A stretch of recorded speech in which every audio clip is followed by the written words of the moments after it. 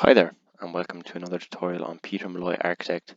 Thanks for stopping by. On this tutorial, what I'm going to be covering is how to import CAD into Revit. So it's a fairly simple procedure, but a little bit of housekeeping before you do it. So what I like to do, whether it be you're coming in elevation or plan, I'm in plan here at the moment. So what I've created is essentially, you might have a grid system. If you don't, I would recommend putting in one just for this process. If not, just put in two example annotation lines, maybe like a green line so just it's noticeable, and then come in at a cross section just so you know exactly where you're going to pin your CAD when you bring it in. So once you get that all set up, come into your view, and I'm going to come into insert.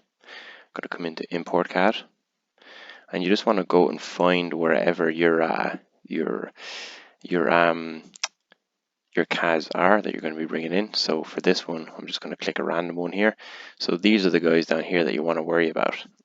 So if you just want it to be in one view and not all the views, just come over here and click current view only, and that'll grey out this level area, so it's just going to be associated to the level that you're bringing it in. This counts for elevation as well, so that'll grey out that elevation sections, the details, it's all the same. Just whatever plane it is, it'll grey out. Okay. So preserve is whether it comes in like multicolors, as CADs usually look. If you want it to just come in black and white. For this instance, I'll keep preserve. If you want to just come in black and white, so you just have black lines and white background. And then layers, all auto detect for import units. I usually just put this millimeters because that's what my project works in.